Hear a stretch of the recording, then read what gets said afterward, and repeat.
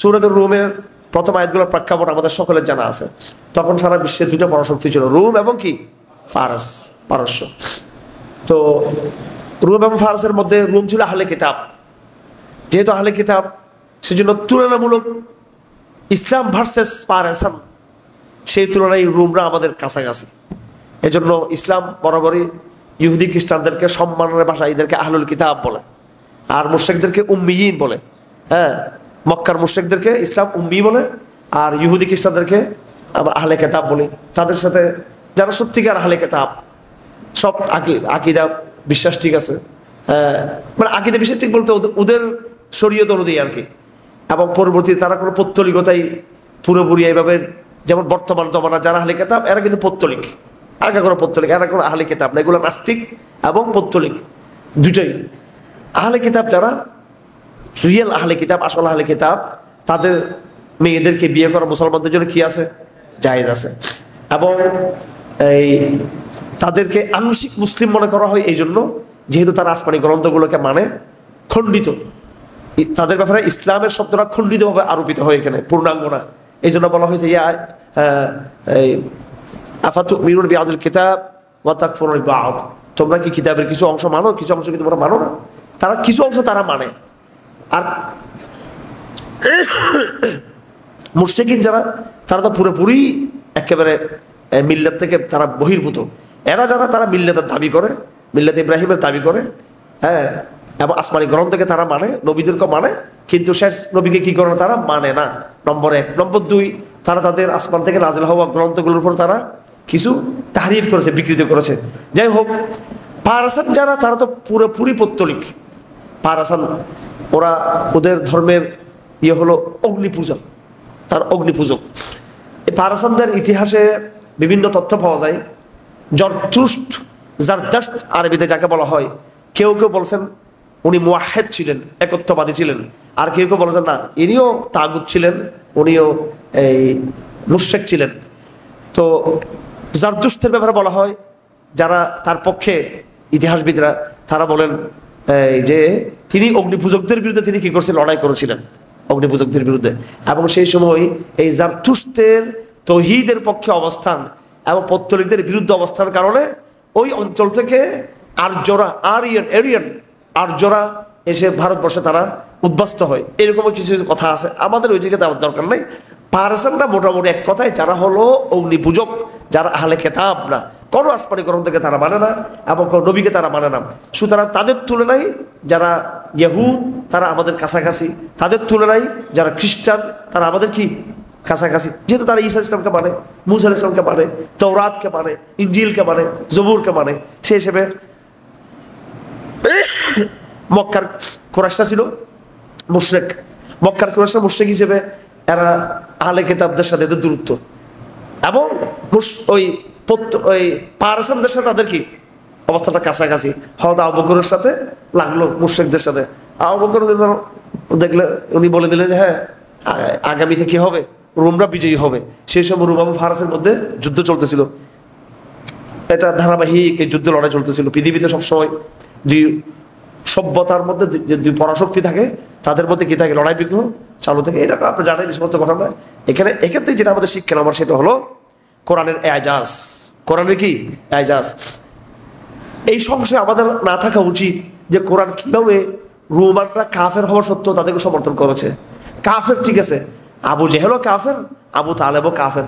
দুই কাফের কি এক সমান নাকি? দুই কাফের কি জাহান্নামে এক জায়গায় থাকবে? আবু তালেব কই থাকবে? একেবারে জাহান্নামের কি উপরের দিকে থাকবে। জাহান্নামের উপরে, জাহান্নাম তো জাহান্নামেই, কিন্তু নিচে যারা আছে এরা কি খুব আরামে থাকবে নাকি? এরা থাকবে বেশি কষ্ট, একেবারে যে যত নিচে থাকবে খুব কষ্ট থাকবে। তা আবু তালেবের ব্যাপারে বলা হয়েছিল জাহান্নামে একটু উপরের দিকে থাকবে।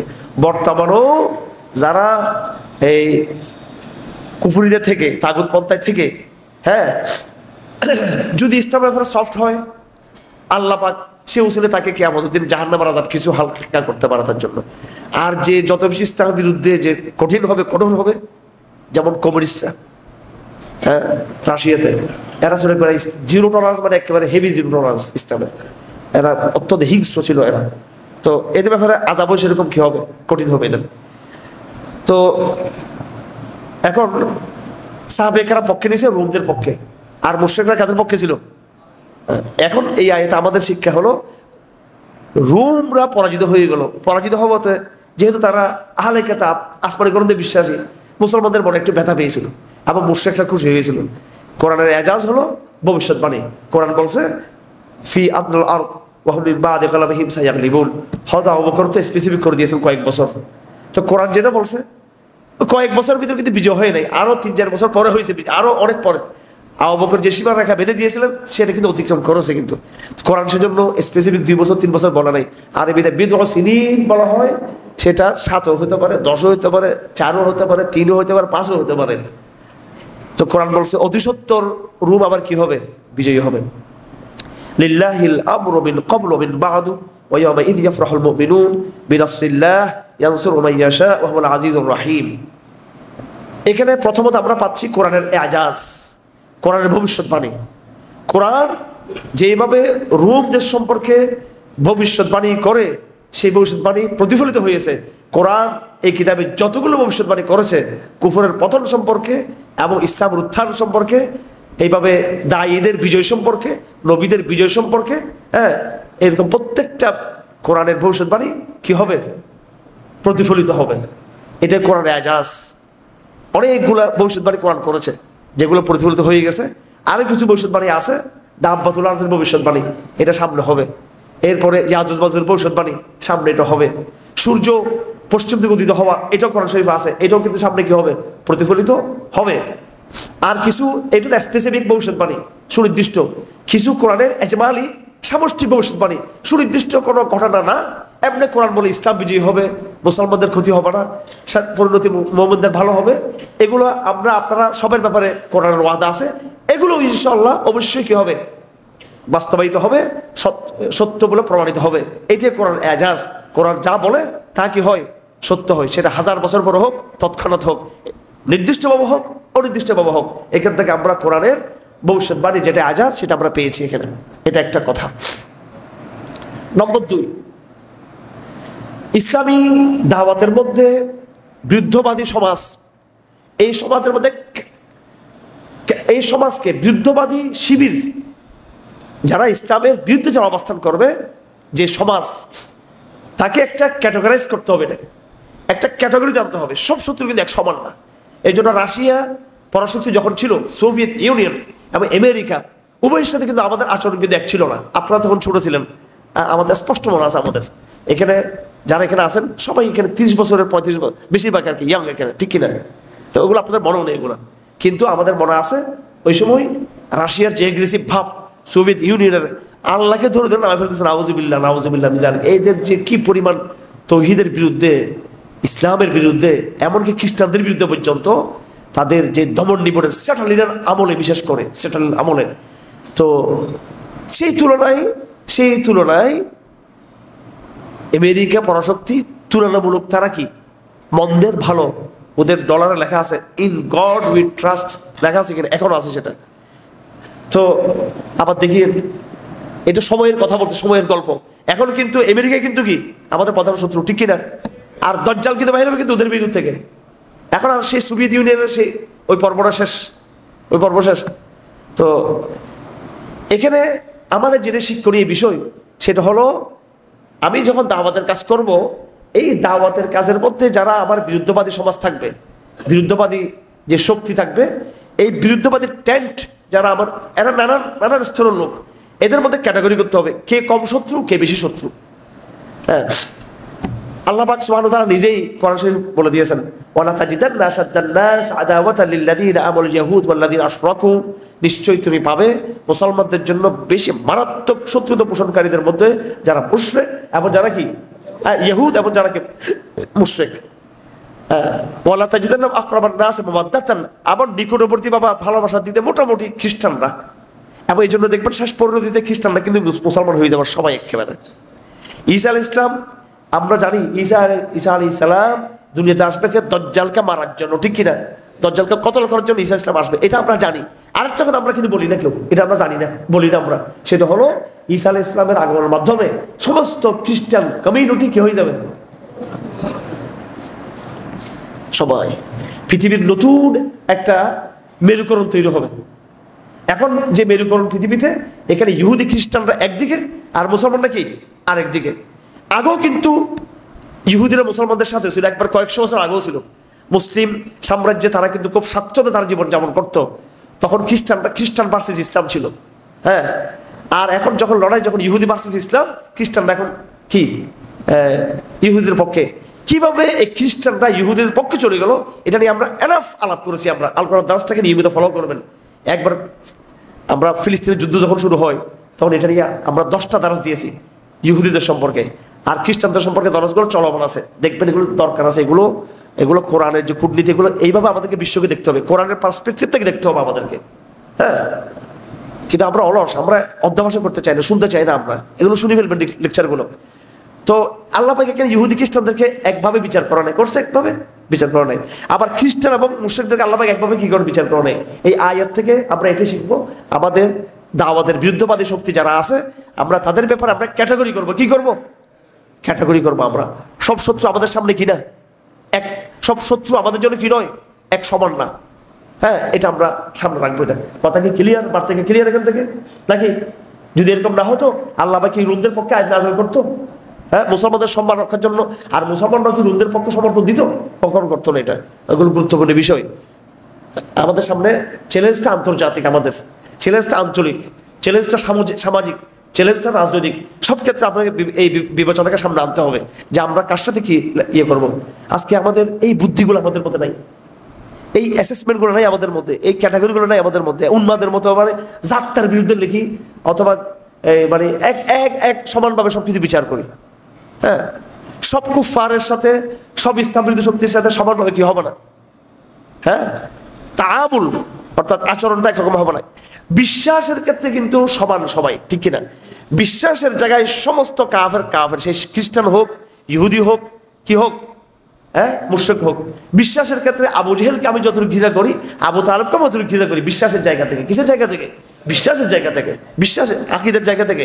কিন্তু অ্যাপ্রোচের জায়গায়, আচরণের জায়গায়, ব্যবহারিক জায়গায়, প্র্যাকটিক্যাল ইয়েতে আসে, তখন আমার আচরণটা, ব্যবহারটা, আমার স্ট্র্যাটেজি, এটা কি হবে? পার্থক্য হবে। আমার স্ট্র্যাটেজি যেটা ইহুদিদের সাথে হবে, সেটা খ্রিস্টানদের সাথে হবে না। আমার স্ট্র্যাটেজি মুশরিকদের বিষয়ে যেটা হবে, এইভাবে ইয়ে থাকবে। এটা আমরা বোঝার চেষ্টা করবো। কোরআন থেকে এইভাবে শিখতে হবে। আলাপ তো আমি সব করি, সব কিছু বলি, ধর আছে। এরপর গিয়ে বলো যে হুজুর দিন কায়েমের পদ্ধতিটা কি, হুজুর এখানে কি করতে হবে, বর্তমান ক্রাইসিসটা কি, বলার পরও জিজ্ঞেস করে। ওই লেকচার শুনে না নিয়মিত, হ্যাঁ, এখনো জিজ্ঞেস করে মানুষে, হ্যাঁ, পদ্ধতি কি, কি চিন্তা করব।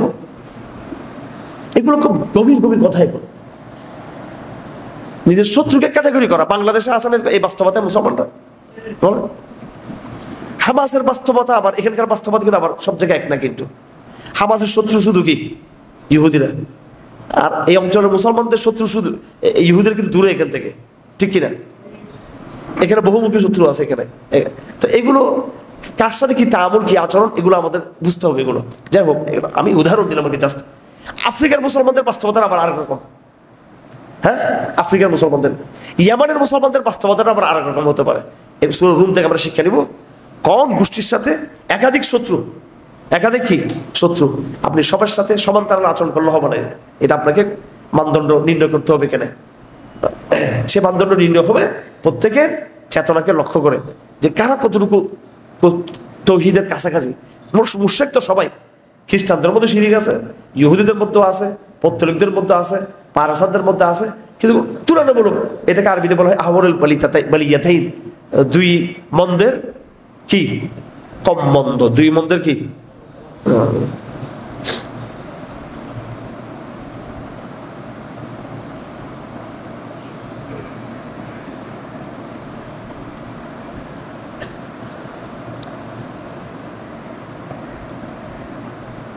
সূরা রুমের উল্লেখযোগ্য উপস্থাপনার মধ্যে একটি হলো, আল্লাহ পাক তার কিছু নিদর্শন বয়ান করেছেন 20 নম্বর আয়াত থেকে। সেখানে আল্লাহ পাকের বলার ভঙ্গি মেটা ধরতে হবে। যারা আল কোরআন দার্সে আছেন, তারা কোরআনের ল্যাঙ্গুয়েজটা বুঝতে চেষ্টা করে, কোরআনের এই প্রকাশ ভঙ্গিটা কীরকম। আল্লাহ পাকের বলার একটা ভঙ্গি আছে, আল্লাহ পাকের কি আছে বলার একটা, আল্লাহ পাকের কথারটা কিন্তু ভঙ্গি আছে, এটা ধরতে হবে। এটা ঢং আছে, ঢং ঢং, এই ঢংটা ধরতে হবে। ওয়ামিন আয়াতিহি আন খালাকা লাকুম মিন আনফুসিকুম আজওয়াজান লিতাসকুনু ইলাইহা ওয়া জাআলা বাইনাকুম মাওয়াদ্দাতান ওয়া রাহমা। ওয়ামিন আয়াতিহি, এটা বলে আমার দৃষ্টি আকর্ষণ করতেছে। এবং আল্লাহ পাকের নিদর্শন সমূহের মধ্যে একটি দাম্পত্য জীবনের সুখ, পরস্পরের যে ভালোবাসা স্বামী স্ত্রীর। হ্যাঁ, আর এই সমাজ দেখবেন, এই সমাজ বলতে আন্তর্জাতিক বর্তমান যে সমাজ আর কি, এই যে ব্যভিচারিক সমাজ, ঠিক কিনা? এখানে প্রেমিক প্রেমিকাকে প্রমোট করে কবিরা, স্বামী স্ত্রীকে প্রমোট করে। আপনি একের ইংরেজি সাহিত্য দেখবেন এবং বাংলা সাহিত্য দেখবেন, অশ্লীলতা, ঠিক কিনা? সাহিত্যের একটা বড় বৈশিষ্ট্য হল অশ্লীলতা। এখানে স্বামী স্ত্রীর কোনো আপনি গান পাবেন না, এখানে স্বামী স্ত্রীর কোনো কিন্তু কবিতা নেই, আছে স্বামী স্ত্রীর কোনো নাটক না, সবগুলো হচ্ছে জেনাকারী পুরুষ আর জেনাকারী নারী, প্রেমিক প্রেমিকার। আর আল্লাহ বলতেছেন স্বামী স্ত্রীর সম্পর্ক জৈবিক চাহিদা সবার মধ্যে আছে। এই জৈবিক চাহিদাকে সাহিত্যিকরা নিয়ে গেছে বেবিচারের জায়গায়, আর আল্লাহ এটাকে একটা পবিত্র জায়গায় স্বামী স্ত্রীর ভালোবাসার জায়গায় নিয়ে গেছেন। এটা আল্লাহ পাকের নিদর্শন। এরপর আল্লাহ পাকের নিদর্শন হলো ভাষা দিবস। তো গেল কয়েকদিন আগে, আন্তর্জাতিক মাতৃভাষা দিবস। এই দিবস ঠিক আছে ভাই, বাবা মাতৃভাষা, মাতৃভাষা থেকে তুমি তোমারটা দিছো নাকি? এটা মাতৃভাষা দিয়ে দিয়েছে কে? আল্লাহ পাক। আল্লাহ পাক বলছেন মিন আয়াতিহি খালকুস সামাওয়াত ওয়াল আরদি ওয়াখতিলাফু আলসিনাতিকুম ওয়া আলওয়ানিকুম। ভাষার ভিন্নতা, ভাষার ভিন্নতা।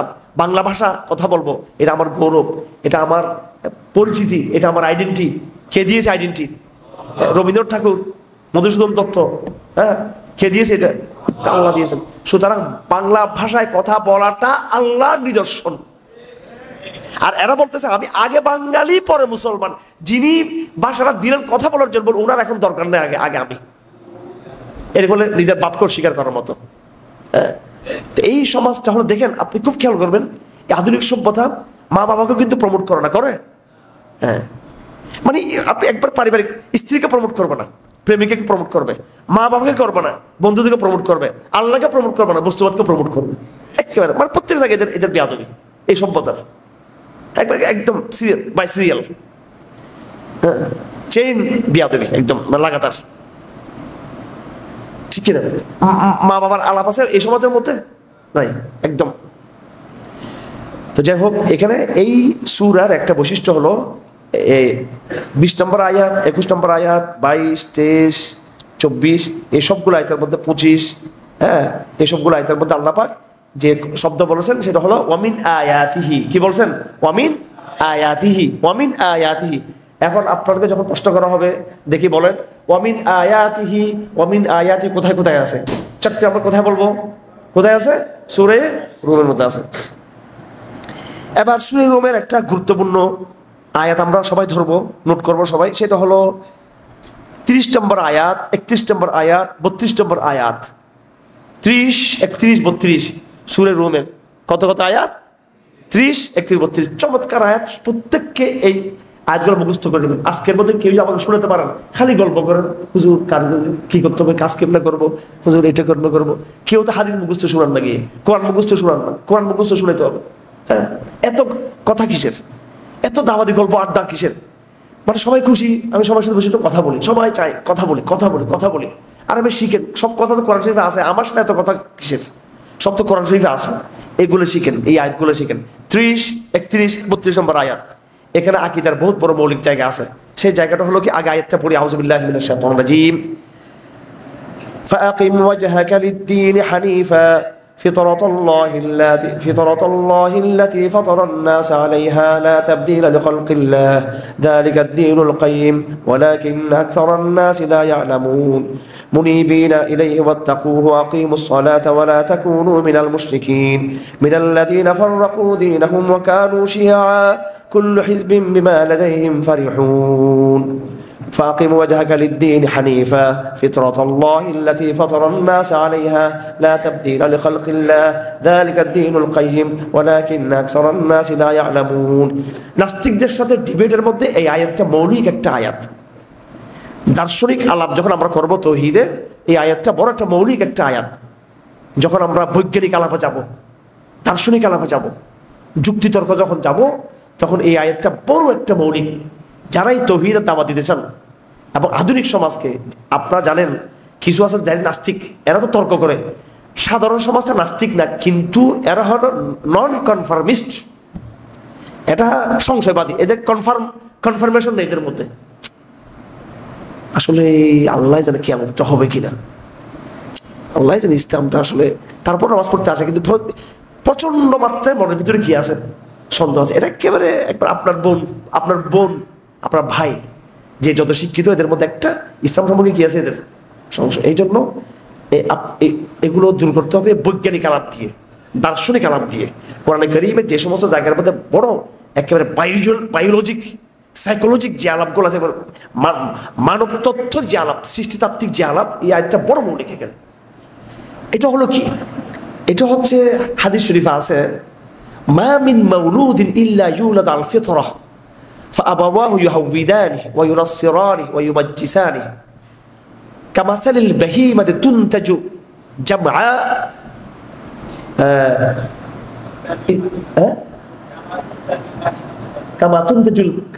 কামা তুনতাজুল বাহীমাতু জামআ। কে কথা বলতেছে? হ্যাঁ, কামা তুনতাজুল বাহীমাতু জামআ।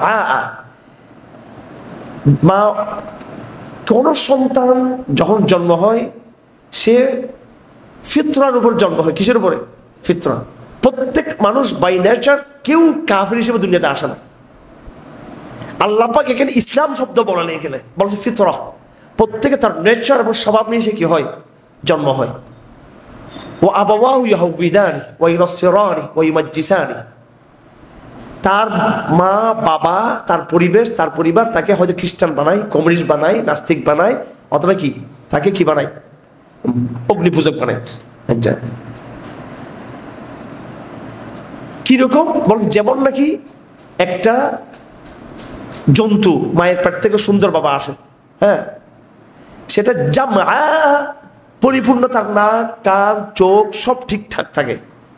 পরবর্তী গিয়ে সেটা কি হয়ে গেল, দেখা গেল কান কেটে গেল, নাকটা ভেঙে গেল, ঠোঁটটা কেটে গেল। হ্যাঁ, জাদা বলা হয় কান কাটা, হ্যাঁ, অথবা অর্ধাঙ্গ, তার পাটা, হ্যাঁ, কোনো জায়গায় তার সমস্যা আছে, এগুলো হয় পরে সমস্যাগুলো। কিন্তু বাই নেচার কেউ এই সমস্যা নিয়ে কিন্তু কি ওই জন্তুর মতো, যে জন্তু স্বভাবগতভাবে স্বভাবজাতভাবে যে কি হয় নাই, মায়ের পেট থেকে সমস্যা নিয়ে আসে নাই, সমস্যাটা তৈরি হয়েছে কি পরবর্তীতে। আচ্ছা, হদ আবু হুরায়রার হাদিস এটা। তাহলে প্রত্যেকটা মানুষ ফিতরার মধ্যে দিয়ে কি হয়, জন্ম হয়। সূরা আরাফে আমরা পড়ছি, আল্লাহ পাক সুবহানাহু ওয়া তাআলা আমাদের থেকে সাক্ষী নিয়েছেন, আলাস্তু বিরাব্বিকুম, হ্যাঁ, আমি কি তোমাদের প্রভু নই? আমরা বলছিলাম ক্বালু বালা, হ্যাঁ আপনি আমাদের প্রভু। তো এটা আপনাদের মনে আছে? আপনাদের, হ্যাঁ, আমি তখন বলছিলাম আমার মনে আছে। মনে আছে মানে এটা দিয়ে আল্লাহ কি বলতে চাচ্ছেন, প্রত্যেকের মনের ভিতরে একটা ডাক আছে, তৌহিদের ডাক প্রত্যেকের মনের ভিতরে কিন্তু আছে। কিন্তু প্রত্যেকেই একটা অদৃশ্য একটা জায়গাকে সবাই, এটা তার প্রত্যেকের মনের কোণার মধ্যে এই জায়গাটা কিন্তু কি আছে সবার। এবং এটার পক্ষে উদাহরণ দেওয়া হয়েছে এই কোরআন শরীফে, যখন তোমরা সমুদ্রের পথে যখন তোমরা যাও, সূরা ইউনূসের মধ্যে আছে, ওয়াজারাইনা বিহিম বিরিহিন তাইয়্যিবাতিন ফারিহু বিহা, সুন্দর পাতার স্বাচ্ছন্দ্য, তখন সবাই সেন্ট মার্টিন যাচ্ছে, খুব আনন্দ করতেছে, যে ঢেউ আসছে তখন সুবহানাল্লাহ আস্তাগফিরুল্লাহ নাউযুবিল্লাহ ইস্তিগফার পড়া শুরু করছে। তখন এটা কি, এটা হচ্ছে এর ভিতরে যে তার ফিতরত আছে ইমানের, ওইটা তখন জেগে ওঠে তখন বিপদের সময়। ফিতরাহ, আল ফিতরাহ নেচার কাকে বলা হয়, তার ডিফিনিশন করেছেন মোল্লা আলী খান রাহমাতুল্লাহ আলাইহি। ফিতরা বলা হয় আল ইস্তিআদাদ আল মুতাহাইয়্যি লিকবুল হক। ফিতরা বলা হয় এমন একটা যোগ্যতা, যেই যোগ্যতা তোমাকে হক কবুল করার দিকে ধাবিত করবে। ফিতরা মানে ডাইরেক্ট ইসলাম না, ফিতরা মানে একবার ডাইরেক্ট সরাসরি যে আপনি লা ইলাহা ইল্লাল্লাহ বলবেন সেটা না। ফিতরা মানে হলো এমন একটা প্রতিভা, এমন একটা যোগ্যতা, মনের এমন একটা স্বভাবজাত অবস্থা, মানসিক অবস্থা, যেটা তোমাকে সত্য কবুলের দিকে কি করে, ধাবিত করে। আর সত্য সেটা হচ্ছে কি ইসলাম, সেটা হলো কি ইসলাম। ইসলামকে কি নামকরণ করা হয়েছে কি ফিতরা, ফিতরাতুল্লাহ আল্লাতী ফাতারান নাস আলাইহা। সূরা এই বাকরার মধ্যে আছে সিবগাতুল্লাহ ওয়া মান আহসানু মিনাল্লাহি সিবগা। হ্যাঁ, ফিতরা ইসলামের আরেক নাম হচ্ছে কি ফিতরত, ইসলামের আরেক নাম কি ফিতরত। ফিতরত মানে মানুষ কোন নবীকে মানবে, কোন আসমানি কিতাবকে মানবে, কোন শরীয়তকে মানবে সেটা নয়। ফিতরা একটাই জিনিস, সেটা হলো তাওহীদ। প্রত্যেক মানবের মনে যে একটা অদৃশ্য একটা এই শক্তির প্রতি তার যেটাকে সে ব্যক্ত করতে পারতেছে না, সে বলতে পারতেছে না, সে বুঝাতে পারতেছে না, কিন্তু এক অদৃশ্য সত্তার দিকে তার দিল কি টানে। কেমন? এটাকে বলে ফিতরা। এটা হচ্ছে ফিতরা। এটা কোনো শরীয়তের ডিটেলস বিধান নয়। এটা কোনো তাওরাত, জবুর, ইনজিলের আসমানি কিতাব সবগুলো মানতে হবে সেটা নয়। এটা কোনো নবীদের এক একজন নবীকে মানতে হবে সেটাও না। এটা হলো একমাত্র আল্লাহর সাথে এটা কি খাস। প্রত্যেক মানবের সে যেই ঘরে জন্ম, একেবারে চীনে জন্ম হইতেছে, কমিউনিস্ট জায়গায় এবং বিভিন্ন জায়গায়, একবার নাস্তিকদের ঘরে জন্ম হচ্ছে, ওখানে পর্যন্ত ওই ওই লোকটার অন্তরে কিন্তু একটা কি আছে, হ্যাঁ, তৌহিদের একটা কি আছে, ভিতরে ডাক আছে। সুতরাং আমরা যারা ইসলামের কথা বলি, আমরা প্রত্যেকের ব্লাডকে কি করে দিতে চাই, পরিচয় করে দিতে চাই। তোমার ব্লাডের গ্রুপ দেখো, ব্লাডের গ্রুপ হচ্ছে ইসলাম। সবার ব্লাডের গ্রুপ কিন্তু কি ইসলাম। যে নাস্তিক আমার সাথে আলাপ করতে বসছে, তাকে বলতে হবে, ভাই তুমি সাবকনসিয়াসলি তুমি মুসলিম, তুমি বুঝতেছো না সেটা, তুমি মুসলিম। হ্যাঁ, তুমি নিজেকে মানুষ বললেই তো তোমাকে কেউ না কেউ কি করেছে, তোমাকে সৃষ্টি করেছে।